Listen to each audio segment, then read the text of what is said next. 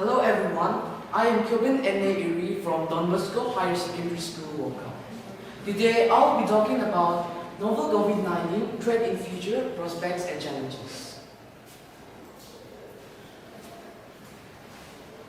On March 11, 2020, COVID-19 was declared a pandemic by the World Health Organization, uncertainty reigned. But soon thereafter is perhaps the greatest intellectual explosion of future thinking in human history as governments, businesses, institutions and individuals asked what this shift would mean for them. How would the SARS-CoV-2 reshape our society and our individual lives in the coming days, weeks, months and even decades to come?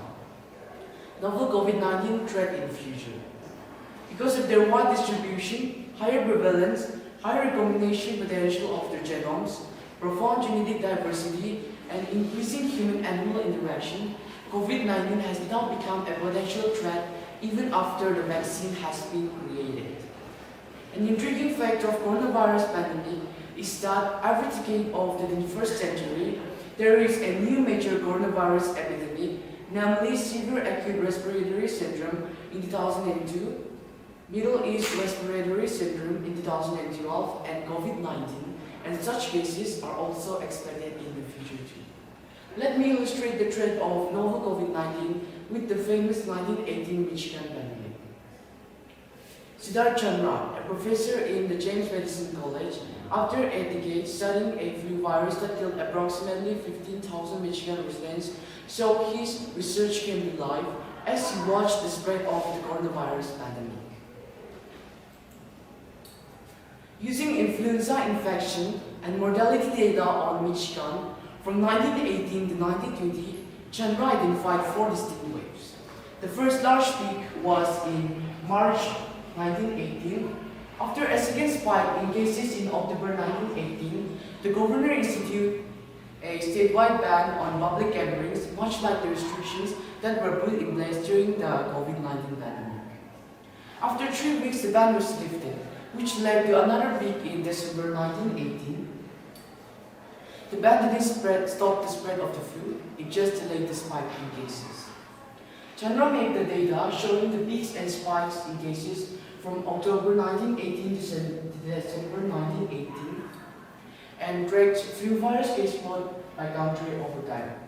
In October, counties in the southern part of the state and near the Mackinac Strait had the highest number of cases, but by December, the highest numbers of cases were in the north of the state. The most surprising piece of data came 18 months later on February 1920, when a statewide explosion of cases created a massive spike even larger than the one in October 1918. It is possible that a spike like the February 1920 will occur in the late 2021 or early 2022. So many people will remain skeptical until they get vaccinated, Chandra says. Bad things can still happen a year or two from now, even if we see a decrease in the number of cases. We still have over 200 million people who are walking around skeptical to the virus, including myself. Prospects and challenges. Entering a volatile and unstable new phase, scientists are increasingly confident that the COVID-19 pandemic threat will persist, possibly for years. The global economy is headed for an economic nosedive which could rival, even exceed, the Great Depression. With supply chains fragmenting, food supplies coming under strain, and prices rising, the lights are flashing red. Not only will this result in rising unemployment and food insecurity, but it could also quickly escalate into political unrest, violence, and conflict. Tensions are already flaring around the world. Protests, many of them violent, have broken out from Brazil and India to Kosovo, Malawi, and South Africa.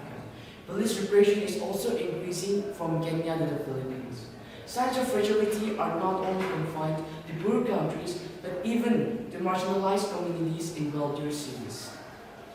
How COVID-19 is affecting the globe.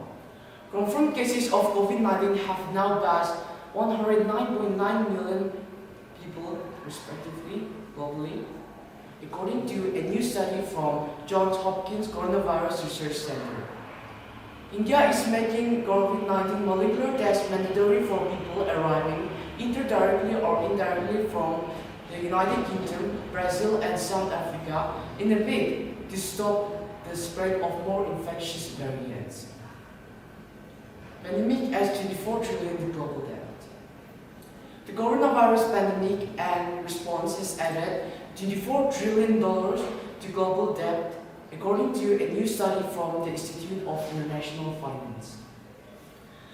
Now, global debt stands at a ratio of $281 trillion and the GDP ratio at over 355%.